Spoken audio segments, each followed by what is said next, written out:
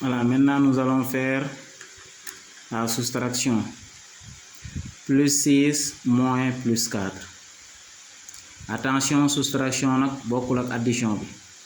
Addition bi da ngay ñëw nga def appliquer directement la règle. Fii nag da ngay def transformation.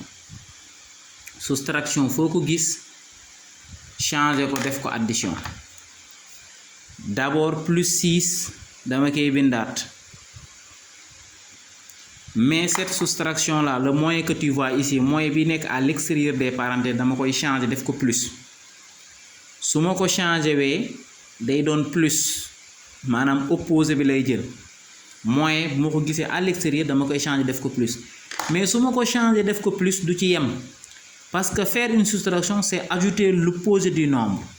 C'est additionner l'opposé du nombre.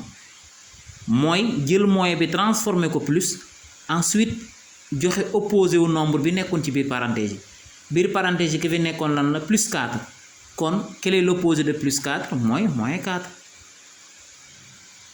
Autrement dit, su ma amee fii moins am ay parenthèse yu topp ci moyen bi dama koy transformer addition, mais su ma ko transformer addition signe bi nekk ci biir parenthèse day changer.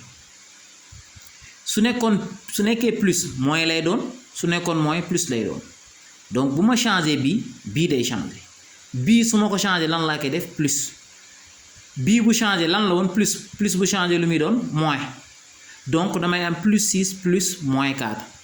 Léegi nag fii lan laa fi am? J'ai l'addition de deux nombres maintenant de signe contraire. Addition de deux nombres de signe contraire waxoon nañ ko. Je vais prendre la valeur absolue des nombres maanaam ma jël nombre bi sans les signes man naa ko jàppee noonu. Kon lan la 6 ak 4 kan moo ëpp? 6 moo ëpp. Ñoom ñaar ñi ci biir parenthèse yi comme bokkuñu signe damay jël bi ëpp duma ci boole signe bi ëpp su ci signe bokkul 6 moo ëpp 4 ma def 6 moins 4 mu jox ma 2. Ensuite comme 6 a ëpp signe 6 mooy nekk ci résultat bi nga bind plus 2 su la neexee aussi nga ne égal à 2 parce que plus 2 c'est la même chose que 2. Voilà, pour le B on a moins 5 moins 2. Toujours j'ai une soustraction. Duma calculer directement dama koy transformer en une addition. Damay def moins 5 bi yoonam nekkul ci transformation bi transformer bi mënul changer kii ndax moins 5 bi moo jiitu soustraction bi. Soustraction bi ci kan lay intervenir ki topp ci kawam ki ñëw après la soustraction. Ki ñëw juste après la soustraction. Donc moins 2 moins bi dama koy transformer def ko addition plus. Mais su ma ko defee addition transformation du yem ci moom kese kii ci biir parenthèse yi dama koy transformer moins la kon moom day doon plus parce que fort boo changer moins da nga koy def plus boo changer plus nga def ko moins mu doon plus 2. moins bi dama koy changer def ko addition mais su ma ko changer ki nekkoon ci biir parenthèse yi day changer signe moins fi nekkoon kon day doon plus boo changer moins plus nga koy def boo changer plus nga def ko moins n'est-ce pas ci biir parenthèse yi. Donc soustraction bii dama koy changer def ko addition parce que kenn du def soustraction directement su ma changer moins bi def ko plus ki ñëw ci parenthèse yi ki ci nekk day changer signe moins 2 fi nekkoon donc léegi day doon plus 2 autrement dit opposé wu ku nekk ci biir parenthèse yi lay indi léegi l'opposé de moins 2 c'est plus 2. Ensuite maintenant mën naa calculer. Moins 5 plus moins 2. J'ai addition de deux nombres de signes contraires. Signe contraire mooy ñaari ci biir parenthèse bokkuñu signe. Moins 5 laa gis ak plus 2. Moins ak plus donc bokkuñu. Su ñaar yi bokkul rek je dois faire une soustraction. Te soustraction d'habitude lu ñuy wax le plus grand mooy le plus petit en termes de valeur absolue. Donc damay xool entre 5 ak 2 kan moo ëpp waxuma moins 5 de 5 ak 2 dama leen di xool sans les signes. Dafa mel ni damay nëbb ñaari signes yi. Mu def 5 ak 2. Donc entre 5 ak 2 kan moo ëpp 5 moo ëpp kon damay def 5 moins 2 opération bi lay poser mu jox ma 3. Ensuite ban signe la 3 war a àndal damay xool ñoom ñaar ki ëpp 5 moo ëpp kon signe 5 moo war a nekk fii ma am moins 3. Voilà. Maintenant le C bi nag suite d'addition la. Qu'est-ce qu'on additionne? On voit ici des nombres positifs et des nombres négatifs. Genre yi soo ko amee repérer le nombre positif yëpp par exemple d'abord nga xool à l'extérieur des parenthèses est-ce que ay plus que cela am? Oui. j'ai que des additions à l'extérieur des parenthèses me repérer les nombres positifs me regroupe leen nombres positifs yépp ma def plus entre eux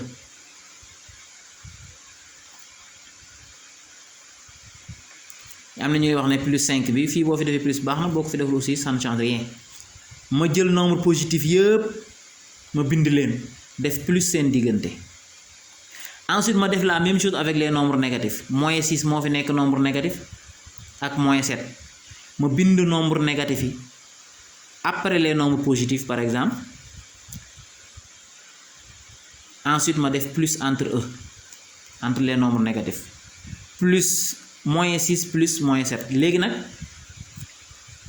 nombre positif yaa ngi ni nombre négatif yaa ngi ni ma def plus seen diggante relier leen avec plus léegi nag ma calculer nombre positif yi à part nombre positif yee ngi nii naka laa leen di calculer damay def 5 bu waxuma sax boole ci damay def 5 plus 8 plus 3 mu jox ma 16 ma bind 16 comme ay nombre positif laa additionné 16 bi ma àndale ko ak plus ensuite ma ñëw ci nombre négatif yi nombre négatif yi moins 6 la ak moins 7 damay ñëw def 6 plus 7 damay poser opération boobu damay fàtte signe yi ma def 6 plus 7 n'est-ce pas mu jox ma 13 comme ay nombre négatif laa additionné 13 bi day ànd ak signe moins ma wàccee signe plus bi leen séparé woon donc le signe plus entre les nombres positifs et les nombres négatifs léegi lu ma am plus 16 plus moins 13 lii ma xool addition de deux nombres de signes contraires wax nañ niñ koy defee donc damay am plus 3 résultat final pour le D j'ai plus 4 moins plus 5 plus moins 6 plus 7 plus moins 2 moins 4 attention ici nombre yu négatif yi dama leen di xool signe négatif yi nekk à l'extérieur des parenthèses yooyu dama leen di repérer bii lii signe négatif la à l'extérieur des parenthèses lii tamit signe négatif la à l'extérieur des parenthèses kon damay bindaat lii yëpp bu ma yeggee ci signe négatif yooyu ma changer leen def leen signe positif damay am plus 4 ensuite lu ci toppoon moins bii dama koy changer def ko plus mais su ma ko defee plus comme li ñu defoon sànq ku topp ci koom plus 5 bi day changer nekk moins 5 ensuite lu ci topp plus moins 6 plus yi noonu laa leen di bàyyi plus 7 plus moins 2 ensuite lu ci topp moins 4 moins bi aussi dama koy changer def ko plus parce que moins à l'extérieur des parenthèses la ensuite su ma ko defee plus lu nekkoon lu topp ci koom moins 4 boobu day changer nekk plus 4 léegi nag gis naa ne extérieur des parenthèses yi j'ai seulement des signes positifs maintenant mën naa commencer calculer mooy lan comme ni ma defoon sànq biir parenthèse yi ñi ci nekk positif yëpp ma repérer leen les nombres positifs ma def leen à part plus 4 plus 7 plus 4 donc nombre positif yëpp def naa leen benn côté ma jël nombre négatif yi aussi def leen benn côté moins 5 plus moins 2 plus moins 6 parce que ñoom ñëpp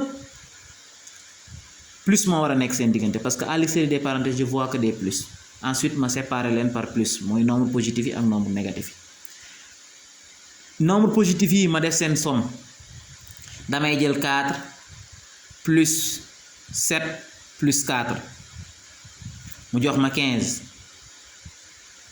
boobu ma àndale ko ak signe plus parce que j'ai additionné seulement des nombres positifs ensuite ma def plus ma def addition des nombres négatifs moins 5 moins 2 moins 6 ñii la damay ñëw rek def 5 plus 2 mu jox ma 7 plus 6 mu jox ma 13 ma am 13 mais àndale ko ak signe moins parce que j'ai additionné seulement des nombres négatifs ensuite lu ci des plus 15 plus moins 13 di wax nañ niñ koy defee ñu am plus 2 voilà lii ay suite d'opération